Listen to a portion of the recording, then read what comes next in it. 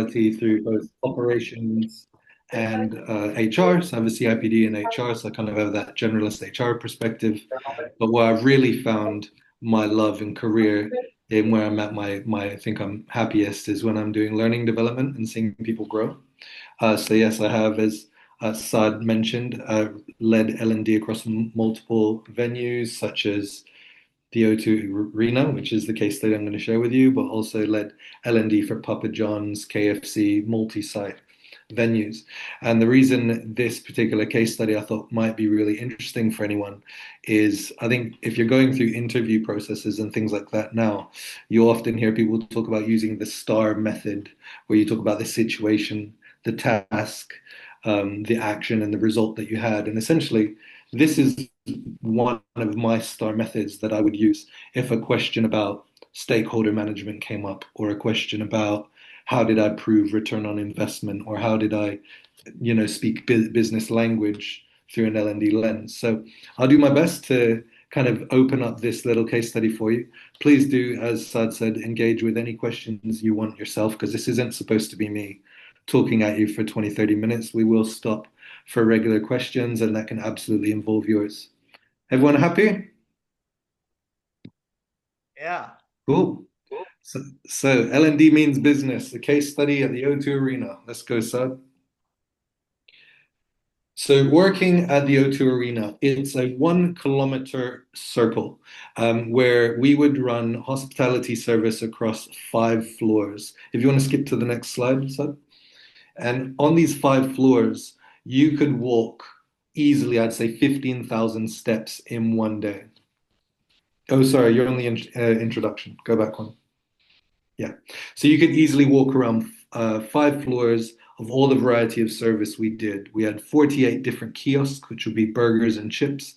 We had 52 business suites where companies would hire a box suite for the entire year, where that company would attend for like 190 events. So you would have that repeat customer, repeat engagement with your guests and that kind of experience.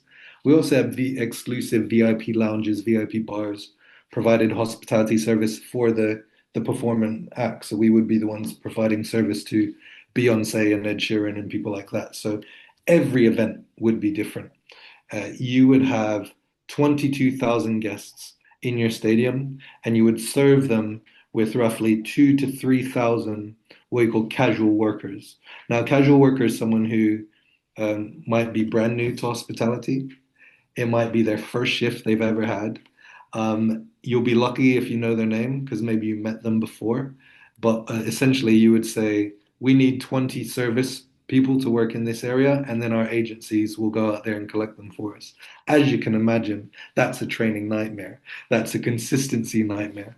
That's a service nightmare as far as we have 45 minutes to make sure all of our 2,000 staff understand what great hospitality looks like, understand the Levy values, which is the brand we operated under, the Compass values, which is the company that owned Levy, and the AEG values, which is the venue itself. So essentially, working in this environment, you would live that stakeholder management all the time because we have to satisfy the performing artist, we have to satisfy the venue operators, we have to satisfy our parent company Compass and Levy itself to make sure we did the right things. So let's get to the business case. I've painted the picture for you, I think, pretty well. Compass Group and Levy were in the process of going to a 100% cashless service. So previously, the business had 48 kiosks, I said, and we would have a team of about 30 people who would physically count the cash every night. So if you'd imagine having an event finish at 11 p.m. or midnight, we'd have a team of 30 people collecting the cash, counting it, counting nearly up to £400,000 a night, making sure that it's accurate, correct, and finalized and banked correctly. If you're going to a cashless service, unfortunately, that means there's an inevitable cost saving that will have to take place, potential redundancies. So if you skip over to the next slide. So here you go. So what happened, the rollout of the cashless service. Now, there's two ways you could view this. One is we have to save 200,000 £200,000 in salary, in payroll, in the cost of these cash management team members who unfortunately don't have any cash to count anymore. But when we were made aware of this business strategy, this is a great opportunity for me to prove the value of L&D, what L&D can provide the business by actually seeing a bigger business need than what the £200,000 of salary was, and actually reinvest it to solve a bigger problem. And that business need that I identified was that our operations team were losing over £1 million a year in shrinkage and waste. So when I say shrinkage and waste, that's stock accuracy. If your team members are not trained to pour a pint correctly, there is a correct way to pour the perfect pint. And if you're new to hospitality, you're not going to know how to do that. So shrinkage is partially missing products. Maybe people are drinking water when they're not supposed to. Maybe they're walking off with a packet of crisps, maybe. But also it's portion control. If we're serving something, are we serving the right amount? Are we being wasteful and dropping things we shouldn't? So imagine about £6,000 worth of stock lost every single event. So it's 195 events a year. This was huge saving costs. So essentially, what I could do to the senior leaders is say, okay, you're concerned about saving £200,000 in your cash management team costs. If I use that money and reinvest it to solve your £1 million loss in stock, could we maybe keep them? And that basically led to the opportunity to present this business solution, which is on the next slide. I'll just come in there then and just ask you questions because we're going to do that as we go along. And feel free if others have a question. This is really great in terms of like starting with the business challenge. I think many of us in L&D we skip straight to the learning solution. Sometimes we get drawn in quite late as well. We don't know what the problem is until it's too late, and then we get a training request. So just to clarify, at this stage, the business hasn't approached you about this. Yeah, How the did you most become insight, yeah. The most how did you insight become I had aware in of this this? is through that relationship building with the departments. So my key contact through this stage of the process was with the cash manager, being like, "Oh, all my team are going to go." Like she was fully invested, connected. She didn't want to see her team go. So building the basis of this and approaching the senior leaders with this possible solution was really a collaborative effort between me and the cash manager. That's awesome. So you built that early relationship with the cash manager, which allowed you to get a finger on the pulse very early on that this business challenge was happening, and you weren't drawn into this as in a debate, but you kind of, as you're going to tell us, you inserted yourself into the debate very skillfully. The other challenge that we face as training the instructional designers or L&D managers trying to understand business goals is getting access to that data, right? The business data. So, you talked about 200,000 annual salary. That's pretty crucial information because and the £1 million shrinkage. So by shrinkage you mean like stuff being wasted, as you said, like not pouring the right pint or oversupplying, and Yeah, perhaps some theft. I remember you were saying as well, like going essentially. on where the staff or customers stealing some of the products and drinks and things like that, which means they're losing 1 million a year. Where did you get this data from? This financial data in this case, because that's pretty crucial information. So there is a lot of it is just educated guessing. So it's not a bad thing to benchmark and say, look, I know the average cost of a cash office manager is X salary. We know you've got three supervisors who work with you on average this much a year, and we know you have 10 casual workers every shift. Yes. Put it all together. I don't think it's a bad idea to go to the finance manager and say, hey, this is a project I'm trying to work on. Are you able to provide any actual numbers?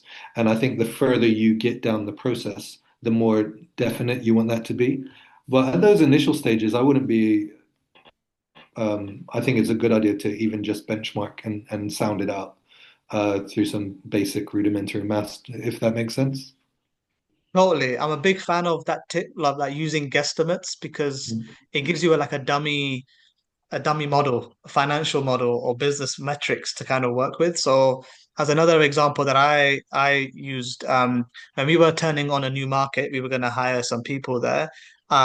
We basically had to redeploy the team from uh, our um, our Nigeria team, so West Africa, into East Africa, but they will still be based in the West. And all I did was I found out how much revenue we make in West Africa. So let's say it's 500,000.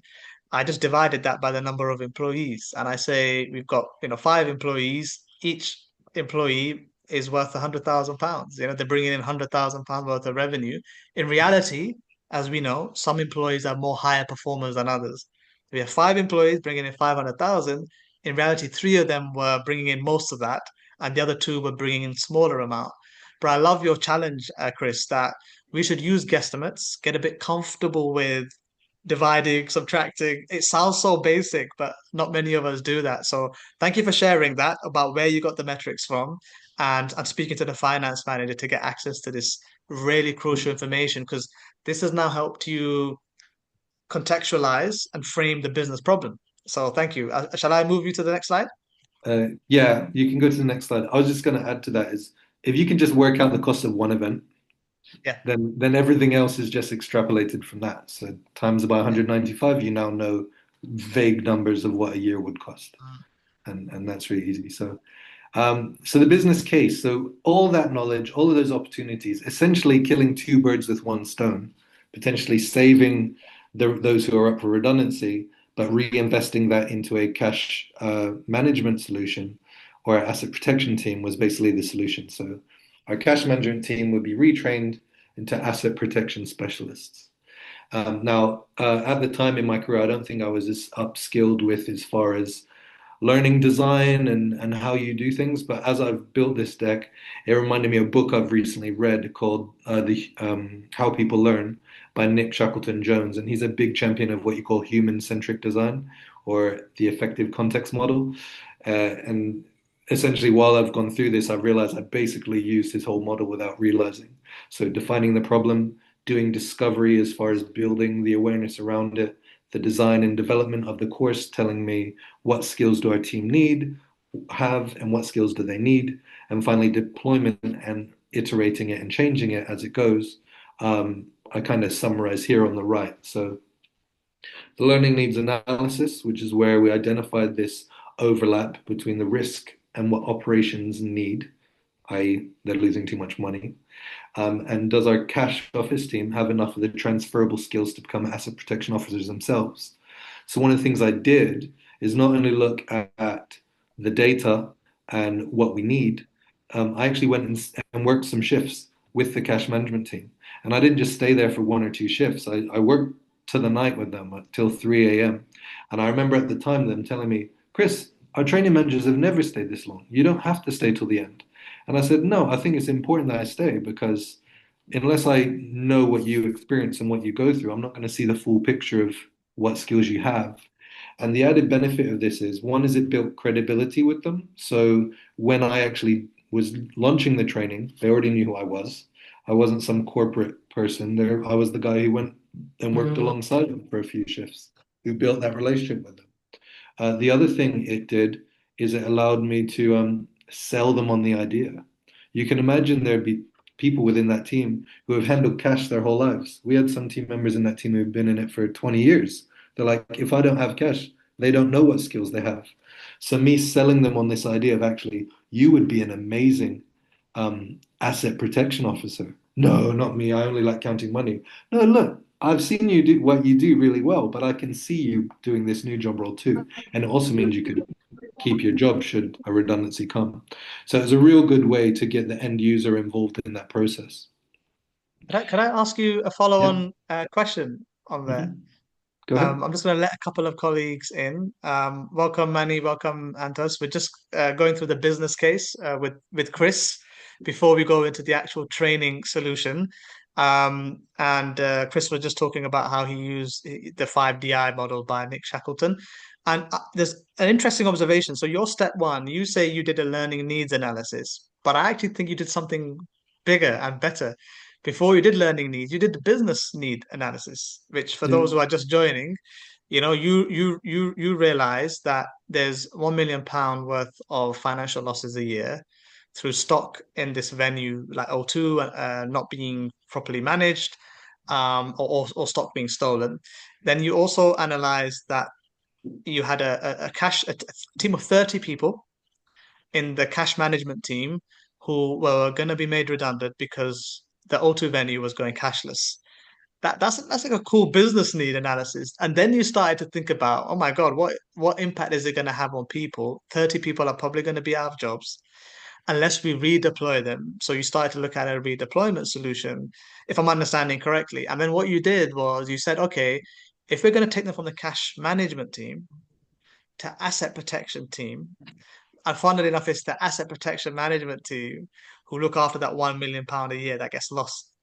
So Yeah. you've got two, you're trying to move these guys into the asset protection team, which is a different skill set but transferable skills. So you did the learning and needs analysis as a second phase. Would that be a fair thing to say? Which is good, by the way. Yeah, yeah, I would say, and not only that, is there was no asset protection before. So it's not just moving them in, it's creating it. So the myself, the cash manager, um, use those outside relationships we had with Compass Group and AEG to say, hey, is there any cash asset protection teams out there? So we could role model and see what they're doing well, what's not Wow. working, what could we. So we created this team. It was a brand new thing. And as you can imagine, in the world at the time, everyone was going cashless. So actually, part of the results you'll see at the end is people take notice because we did prove results. But I'll get there. So the Ask stakeholder another quick question. engagement, Can I ask another yeah, quick yeah, question? Because you said something awesome, which is about building credibility, right? In step two, yeah, stakeholder engagement. You went out of your way, right? Which I think sometimes a lot of us see ourselves as L&Ds, as instructional designers. We see ourselves, we box ourselves in. It looks like you box yourself out, like you took yourself out of that box and you did actual shifts with people to not just do discovery, like you did some kind of, I'm a celebrity, get me out of here. Like you literally went to live their life with them for a day or two. You shadowed them, you did their work. Am I right? yeah. And academically, you might call that like an anthropomorphic study where you go get in the culture and see. I would say I've referenced this stories in various interviews with senior leaders, and something that is great as that experience is, and it's important. I did it. I I would say don't let that be the only measure that you use to Yes. prove your business case. So if it is a survey or getting qualitative, quantitative feedback through feedback loops, would also help build your case or prove what you've done somewhere. Because it's not just, oh, I've been there and I work with them. It's I've been there, I work with them, and I've got all of this quantitative data to prove what they can do. Awesome. Shall I carry on? Uh, so the stakeholder engagement. So this is beyond the end users. This is not the new team. This is all the other departments. So you can imagine within the business I described, there's the head of retail, the head of business, the head of the innovation team, the head of finance, the head of customer service, there's the head of suites. Like every department has their own goals, their own objectives, their own needs, their own concerns. And it's important to build credibility with them as well. So it's an operator aligned language is what I called. So one of the things I we train them on is we are partners, not policemen. So you can imagine for these departments seeing a whole bunch of new employees walking around, counting their stock, telling them how they need to portion control, doing random searches of their team members. That could be quite unnerving. So winning over their heads of department, winning over their line managers was really important early on. Because what we were trying to do was not um, we this is not changing a required cost saving exercise. It was about driving a cost saving strategy. So yes, we are going to save jobs in the process, but we weren't just trying to save their jobs. What we were trying to do is drive a cost saving strategy. What we are doing is here to help you. And that's the kind of methodology and language that we used. And it was important that not only I or the cash office manager was able to articulate it that way, because the Hmm. team members who were becoming cash asset protection, they would be carrying that message too. You wouldn't want them going around the departments and saying, "Oh yeah, I'm only doing this job because I had to. They were going to sack us if not." Like that's not the message. So they need to be given the right language to say, "No, this is a great opportunity for us to add great value to the business. This is what happened in your stall last week. In your kiosk, unfortunately, it looks like you lost a whole case of water and no one knows where it is. Let me help you find out what we did to cause that happen." So it's about giving them the tools to present themselves in the way we would want them to be able to walk with authority and credibility, and not as policemen, but partners.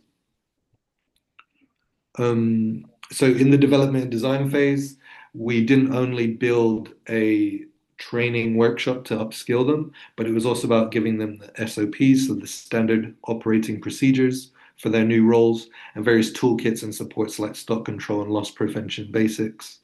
And I'll go into deeper in there when I show you how we design the actual course. But all of that came within that segment. And finally, implementation and iterate. So it was important we piloted it. I got feedback loops. We wanted the cash manager and their senior leadership team to be on the shop floor, tweaking, coachings, upskilling these new team members in this new skill, and then being really open and transparent. Hey, tell us what's working, tell us what's not working, partnering with those heads of departments to make sure we were taking everyone in the business on this journey with us. We've got a question, Chris, Yeah, from Dorena. no worries. Which tools helped you keep stakeholders engaged, and what did you take away from that experience? Oh, nice. Which tools help you keep engaged? So I would say, bear in mind, this was before COVID, 2018. So I would say the fancy feedback loops and Slack channels and things like that were not as robust. A lot of people communicated through WhatsApp then. But things like creating your own Google Forms and having like a feedback loop. So, guys, this was so like you'd write in there, this is the results of what the asset protection team found in our last event, and that would be based on actual numbers, actual stock, actual losses, etc., and then observations from those teams, and then opening up like a dialogue for people to give that feedback. So it could be, did you have any feedback or observations from your team as far as how the exit protection team were around? Is there any feedback you'd like us to take on board as we continue to develop? And what did I take away from the experience was learning that L&D really does have a business function. And I think before my mindset was, tell me what you need and I'll create a training program. And uh, going through this made me realize there is real financial and business metrics that we should and can communicate on. And I think often as L&Ds, we get focused on compliance, 100% completion, time to completion, maybe retention. We start talking about HR metrics. But actually, learning and development is the most, should be the most integrated department within any company because you should be able to speak to the finance team and the business development team and the asset protection team. And when you start to learn the business and understand how it works, it allows you to come up with solutions and synergies and opportunities that maybe you didn't know before. So part of this training, we invited the head data manager of O2 to come and share his perspective on the opportunity that we could save. We invited the the customer service manager to come in and share some of their great success stories of what our service team and some of the disaster service stories of what has happened in the past and we don't want to happen again. So I think it's just about the value of what L&D can bring. And it does. Hopefully that answered the question, Dorena. Did you want to have a follow-up point or reflection? Oh, thank you. It's actually really interesting to hear about even takeaways because even I, when I think about L&D and we are speaking about this case, it's really like mostly like about business and how could we keep everyone, not only businesses goals, but also people here. And L&D is really helpful here. Thank you. Yeah, and what I find is that even though there's a common challenge that all stakeholders are around, so you could point them all in the same direction. But here's a Notion page where we're posting updates, and sometimes just tailoring different languages. So I had to sometimes go meet them where they were. So if they had a project steering committee, I know nothing about that, but that's the forum where they discuss projects like this. I'll just say, hey, can I get like 10-minute segment, 5-minute segment? And we're going to come on to Larissa's question because sometimes people say no. Why do you want to come and join our steering committee? And it is a long burn. And so if you're at the start of this journey, I maybe you should try and get involved in business change projects. But if you're very at the start, the first thing that I did, and Chris obviously has done as well, is starting to reposition what L&D is. So whenever anybody asks me, I used to give a very different description than my CEO. He would talk about, oh yeah, this build a learning culture. This is the department, and delivers a lot of our training and helps us keep compliant with the regulatory standards. That's how he would define it. Within 6, 7 months, I used to introduce my department as, hey, what does L&D do? Oh, so yeah, hey, I'm Sal, I'm a head of learning, and I would just add transformation on my job, on my signature in my email. I would just in brackets transformation because I knew my CEO would be fine with that, and I reported so head of learning in brackets and transformation. I said, well, what do you do? I said, yeah, we're learning function. We help with business change and enablement. Okay, interesting. So I try not to in the soft kind of power. There's a soft power and there's a hard power. This is like soft power and influence. And then slowly, if people would come to me with training requests on top of my training request forms, I wouldn't call it training request anyway. I would say, business change form. And then underneath that, I'd have a 2-line description on my learning needs analysis training request form. I would change that. And I would have my 2-line description there. Hey, L&D, if you need any help with change projects, we're the department to contact. So if your business isn't seeing you like that, that's the first milestone, I think, the first priority to start to reposition and rebrand what you do. That could be, it's not linear. So whilst you're doing that, you could also try and get a seat at the table with some meetings and so on. But coming to Larissa's question, which is similar. So in her experience, sometimes it's hard as a learning specialist to suggest and help to do a business change.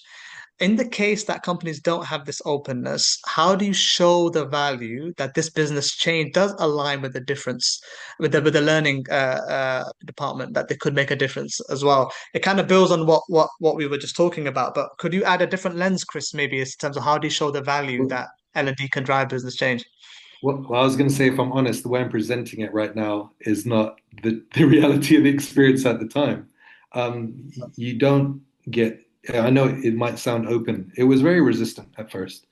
And I think you won't necessarily always get a seat at the table as such, but most of these conversations happened outside those rooms. Having a Mm. healthy relationship with that cash manager, hearing their pain, hearing their struggles, knowing what was coming, having a good relationship with the other departments allowed me to see that this solution was a win-win for everyone. And I think that's what you want to do when you're in negotiation and in influences, listen to the heartbeat of the business. Because if you can see that there's pain everywhere, then your solution, although it might be for the cash management team, your solution could also be a bonus to the culinary team. So in this slide, I'm glad Saad pulled up because this stakeholder alignment is exactly in line with your question. So in that picture, you'll see the general manager, who's this lady in the front with the glasses. She was the one who really gave us the final sign off. Once we got her on board, everyone else was okay. But part of winning her over was actually partnering with people like the head of culinary. Now you think, what has the head of culinary got to do with cash? What has he got to do with the asset protection team? Nothing other than if our stock and waste and shrinkage is under better control, what more freedom would he have to do the amazing explorative, fancy culinary things that he gets to do?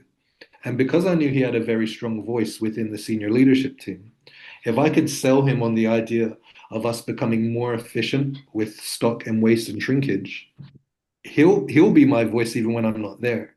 And maybe that's that nuance, that challenge where when you're in a business that you feel like isn't going to listen to you because you're new or you're young or they just don't value learning the way that we do.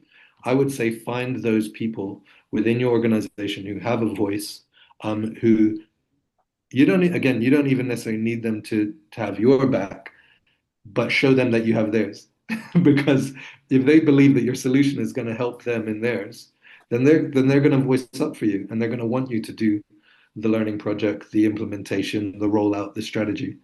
Does that make sense? So, is everyone okay with that as an example? Yeah, great. What do you think, Larissa? Any follow-up points or questions on that? No, that is great. I believe that in consultative jobs, you are a third person in the company. You don't have that much experience of learning everybody and standing in the day by day. So it's hard to find that gap that you can find someone to do that besides the person that use your direct client and have contact you.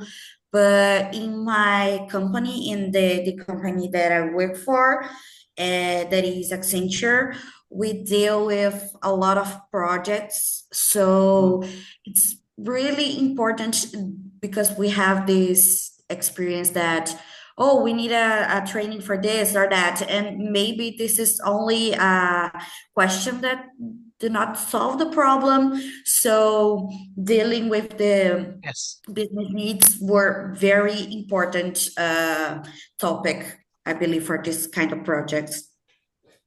Yeah. Yeah, I mean, who would be your key stakeholder, Larissa? There must be many, but if there was one stakeholder you'd love to build a better relationship with, who would that be for you? Oh, the manager of the contract, for instance, a particular with a particular client, sorry, or maybe the point of contact with the client, for instance, for Google or for Pinterest, for example. I like that. Is there anyone who has come to you like in the past or even currently, like they ask you like for training or whatever, that sometimes once they it's a bit harsh, you know, people come into your life and then they disappear, you know? And is there anyone who's come to you in the past with a training request, even though they've disappeared, that are on the client side or point of contact that maybe you could reach back out to and say, hey, remember we did this piece of work together and try to build a kind of relationship with them? Ongoing relationship? Sure, sure. I believe that this soft power kind of networking is very important. So I have a few people in mind to maybe do this.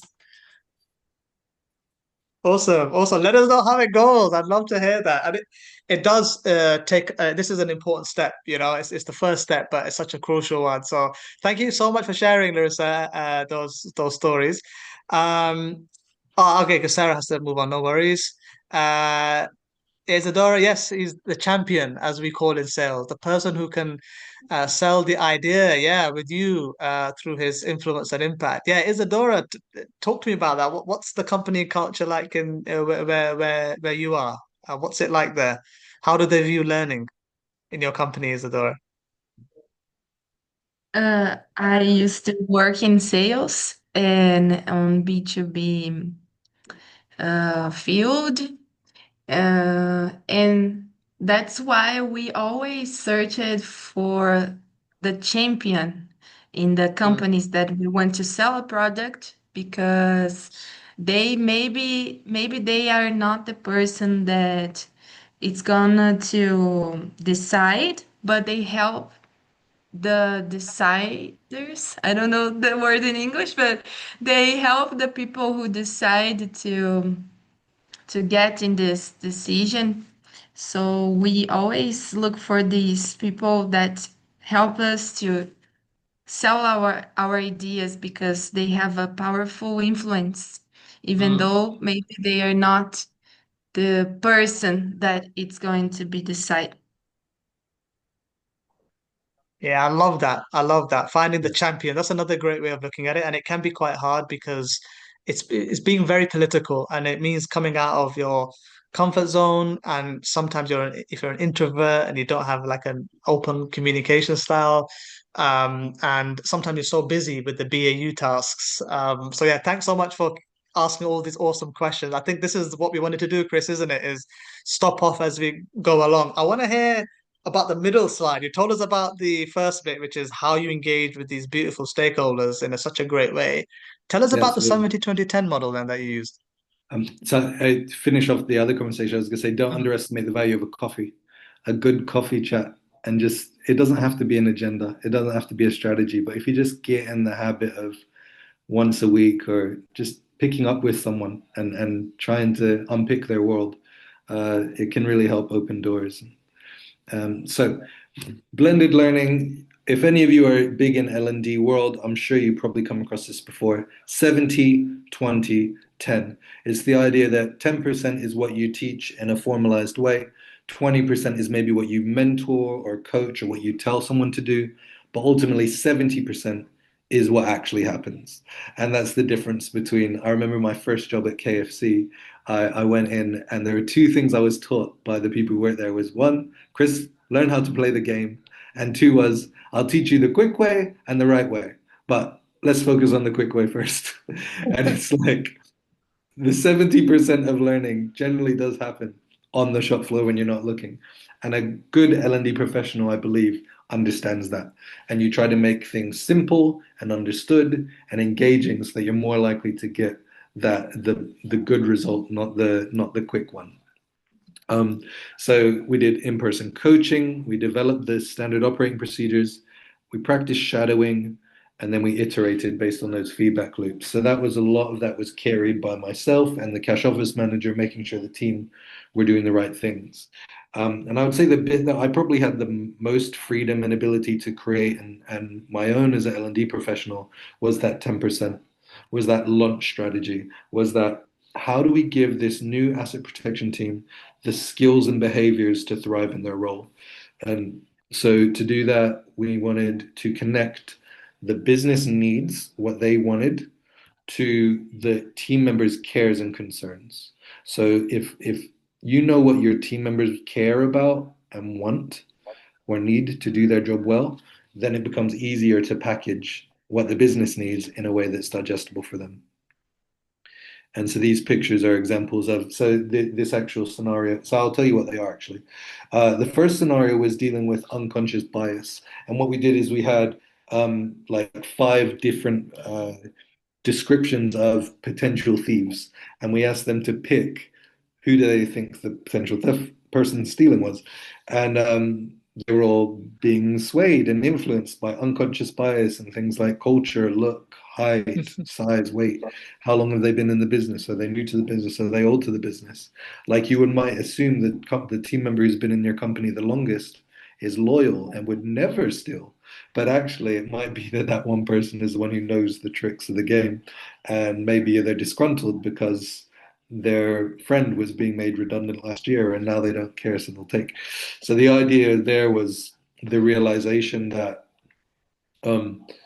anyone is capable of stealing if the opportunity is there, and it kind of took away that blindness that we have where, oh no, we know everyone, it's all safe, we're all family here, and it's like ultimately if the opportunity is there, it can be taken, and that's how you teach people kind of like this asset protection mindset. The human-centric design bit, one of the things we did, this 2 lines here, was to show people about that human body language and how the way you present yourself can very much be triggering to someone else. So if you have to ask someone to do a random search, you could get a few responses from them.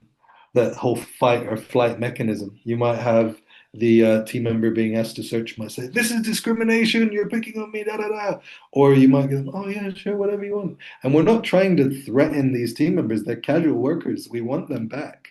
So it's like, how do you do a process like that that can be quite uncomfortable, especially if it's someone on their first ever shift, but do it in a humanizing way and make them feel safe enough to come back and feel like they're not being targeted, which would be a huge concern. So that was a huge part of those training skills that we had to bring out.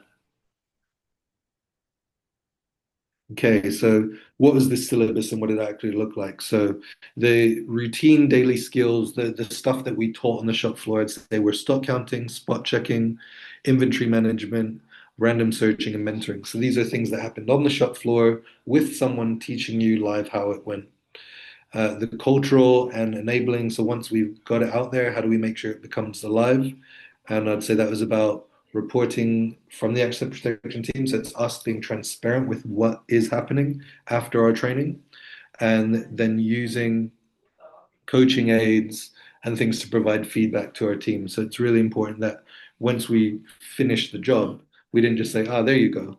We were aware that this is a new team. There's going to be teething processes. Some people might misunderstand what you're trying to do. So let's be very active and open in how we put our team again. Again, we are partners, not police. So the 10% of behavioral skills, these are what I actually addressed in the live workshop, which were addressing the risk. What is the actual problem in this location? So looking at each kiosk, VIP lounge, bar, maybe they're giving out free drinks because they were told that that's the way to make people have a great night. Maybe that the business one is giving free food and drinks to all the staff members. And it's like, what are the cultural unconscious decisions being made that are ultimately not looking after the stock? So those are the kind of questions that we would teach them to ask. Unconscious bias was a big one. Priority and time management is huge because in an events venue, the event goes on at 8 p.m. You cannot be wait and say, hold on, ask Beyonce not to go on stage yet. I've not finished counting. Like that's not going to happen. The event goes as the event goes, and you need to fit your duties and your responsibilities around what goes on around you. The show must go on, and that was a big skill for them. We talked about controlling the controllables. There are some things that you can't necessarily control, but when there are things you can control, let's identify what those are. Finally, influence, and as asset protection team or as L&D people, we can't always control every outcome, and we're not expected to get perfect results. What we are expected to do is show that people have grown and that those behaviors are changing. And I just build on that point, if possible, Chris. Uh, about influencing, not controlling. Yeah, because I wanted to just because what you're doing here is so great is that I think sometimes in L&D we can get really hung up on, and I've mentioned this before, but I'll say it again, that we get hung up on trying to prove isolated impact of L&D initiatives of Yeah. our training before we've even identified the metric, before we've even got alignment, strategic business alignment. So if you haven't got alignment, there's no point looking at business metrics because you're not going to be able to prove it. What you've done is we don't need the whole engagement either necessarily. What you've driven is you've driven entire project, system, cultural, people change, and this is a very innovative, unique project. Whereas, let's say if you were just asked to deliver this training on this syllabus, and then you're wondering why, what's the connection to the business need? You could very easily find out that, hey, look, we are redeploying our cash management team into a new team that's being created called asset protection. And we need to train them up, upskill them in these areas. And already you start to get that alignment. Okay, so O2 business, what I call it, practicing the business story, even if it's just in your head, and then you can vocalize it to other people. That way, moving to asset protection, we need to upskill, and then you can start to find out, okay, well, what will it mean? What does it mean to the business, and why is it doing this from a financial business standpoint? Then you can layer on top of that the information on top of like a cherry, right? That's slices of cake. Yeah. So you layer on, okay, well, £1 million shrinkage. Okay, but you don't need that information to start with. First, get the alignment, get the story better, tell that story, then add the metric, the financial data points in, and then get to saying, well, how long are we going to do it for, and does it have any impact? I think sometimes we skip too much, and I don't know if you found that Chris, in sort of in your previous learning experiences, in other solutions, or have you, how have you found that experience of, trying to not find every answer, but working with incomplete information, but still being able to tell a coherent enough story?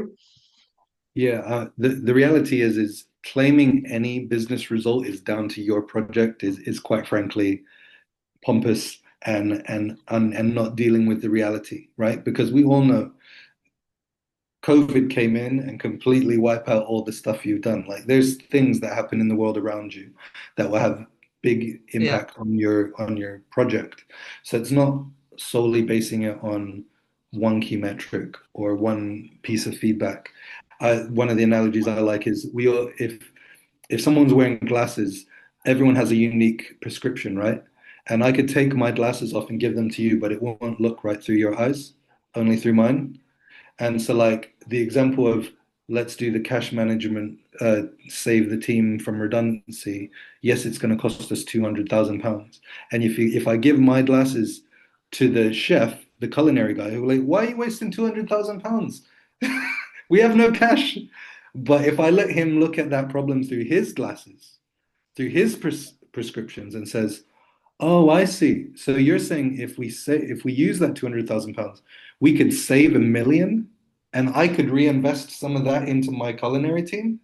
Yeah, go ahead and do it." So it's about letting people draw their own conclusions as well, without trying to Love paint that. them a picture, because everyone's going to view it differently. Love it. Thank you. Cool. So here's some more pictures from the live training sessions we did. I'm pleased to say, with a drum roll, that 80% of the staff team were redeployed. Some of them chose to take redundancy, and that's fine. But we kept them in the business. That wasn't just added loyalty, it was added experience. Like altogether, that team, I'd say, had about 45 years worth of tenure with the company. So the fact that they could stay and re-evolve themselves to this whole new skills, talk about teaching old dog new tricks, that generally was an experience for some of them. And it blew their mind because they thought I was going to be stuck in the cash office the rest of my life. And all of a sudden they had this whole new lease of life, a whole new set of skills they never thought they'd have. Shrinkage did have a dramatic impact by 79%. So we were losing like 5.5 grand an event. That dropped down to less than 1.5. So it was huge savings. And for me, bigger than just the numbers and what we did, I think what it did more importantly is it changed the perception of what we did, what L&D is. It demonstrated L&D as a commercial value driver. The total return on investment we estimated that we would pay for this, essentially the restored labor and the training that we put together would be paid off within 6 months due to all the savings. What this in turn did is it created internal buy-in for other projects that we had in mind, for continuous development for them and others. And then the exciting thing is that I was allowed to redeploy this initiative at Tottenham Hotspur, Chelsea, the O2 Arena. This is when you get to work for these great big organizations, is if you land on something that works, everyone wants to be part of it. And no longer are you trying to push an agenda or push a program, but that fear of missing out kicks in, and all of a sudden everyone wants it. Like me, that great training program that everyone's talking about. Let me and my team go. And I think that's when you've hit a real winner, is when you get people asking to be part of it. So we'll wrap up and we can finish with any questions from anyone. So hopefully, in a quite a long, roundabout, picture-driven, conversational way, hopefully I was able to demonstrate to you how you might use a story like this in an interview. The situation was there. What tasks did I put in place? What actions were there? And what were the results? And if you're in interviewing or trying to sell an idea, being able to take the people you're working with on that journey, I think will be huge value. Overcoming leadership resistance, we talked about upskilling and reskilling in that whole strategy around creating new behaviors for people, how L&D can solve business needs, what design process I went through, suggested solutions. There are actually a lot of solutions and suggestions I put forward that were rejected. You won't get to do everything you want. I wanted to have actors come in and have some of them act like criminals who would just come in and steal stuff off your shelf, and others act like really loyal team members who you would never think would do anything, and just discover what their stresses and pressures were outside of work. And all of a sudden, when you see that human experience of an employee, you're like, oh, actually, I understand why you would be tempted to steal something. It's still wrong, but now I see the human behind you, not just you've done something wrong. And those are kind of the things that I wanted to do, but we didn't get to do.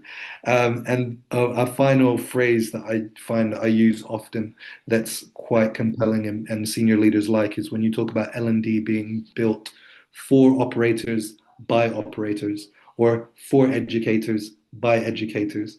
So you're involving those users, you're involving those stakeholders in the process. This is not, oh, we're L&D professionals, we know how people learn, and this is going to help you get better. We're saying we're going to partner with you to bring out all the greatest behaviors, all the greatest skills, and make something work. In those senior discussions with the senior leaders, one of the best quotes or phrases or questions I've heard asked is, what would be the 10 behaviors that your top performers have that you wish all of your other team members had? Because if you can tell me what those things are, then I can create a learning solution to make that happen. And I'll finish with this final quote is, L&D has have the power to preserve talent, protect culture, and prove its worth, both numerically and behaviorally. Hopefully you all agree. If not, let's discuss. Thanks so much, Chris. That was excellent. One of the best case studies that I've heard. Thanks, Larissa. Appreciate you coming along. I'm gonna stop sharing, and for those who are still here, please share with us, any questions or thoughts or personal challenges that you're facing. Maybe we could try and help each other out. Any questions or thoughts to add? No questions. Hi, this is Shivani here.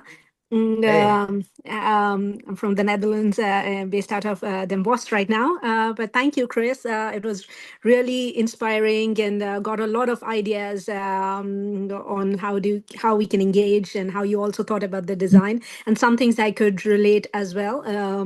I have like 14 years of experience, and prior to this, I worked with McKinsey, and now I'm in a vendor service. So it's very different engagement I'm having. So I could relate to some of these ideas. But thank you for sharing. Really found it really inspiring.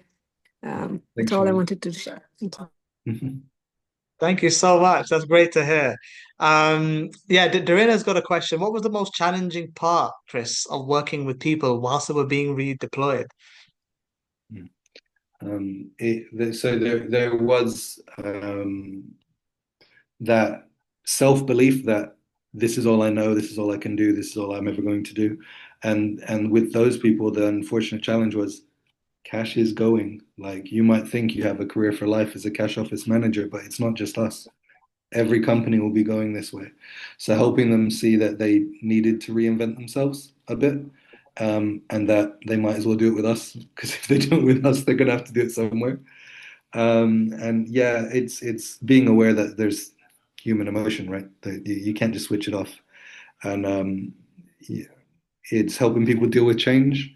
I like there's a famous learning theory called the change curve, which is it's kind of the same as like the grief cycle, where you go through shock, anger, rationalization, and then acceptance. And once you get to that acceptance, then we can move forward. So it's being aware that people are going to resist, people are going to fight, people are going to argue, people are going to say it's unfair, but it's what it is. So help me take you on a journey, and we'll get there together. Thank you so much for your answer, and thank you again for the meeting. Especially, I know that for people it's hard really to understand why it's important for them and why they need to change and go out of their comfort zone and to change something in their life. Thank you so much again. And for me, as somebody who is new to L&D, it was really interesting and inspiring. Thank you so much again. Well done, Darren. And also, great. What were you doing before? Wow. I was in maybe, geodesy, if I pronounce it correctly, and land management before, and this is my major. So right now I'm switching to L&D. I was like for 2 years looking for something new. And I was providing some like training for corporate my teams, for example, for customer support or sales managers, and I didn't know about L&D and that I do something related to it. So here I am, looking something from people who know better than me. Awesome. Yeah. Thanks so much for sharing. And feel free to keep connected with Chris on LinkedIn and myself. I've given a link to the next workshop. It's a clinic. L&D means business clinic. This is where you bring your own challenges, and then we give you practical personal advice directly on the stuff that you're working on. The next clinic, we're going to look at how to take like a reactive set of training and repackage it into a strategy. Or if you have an L&D strategy that is very learning focused and competencies and skills and behaviors, how to repackage that into a business focused one, a bit like Chris has done. So come along to that at the clinic. Chris, massive thank you. I really appreciate you putting in this amazing effort and a well articulated story. Even bigger congrats on what you achieved there at the O2 and your mindset, which is incredible and quite unique a perspective, which I'm hoping with L&D means business, we can help more and more L&D professionals be business first and not just learning first. So thanks for that, Chris. Really appreciate it. Thank you. It's been a pleasure. It's been a lot of fun. All the best. Thanks, Shivani. Thanks, Doretta. Take care. Bye-bye. Bye.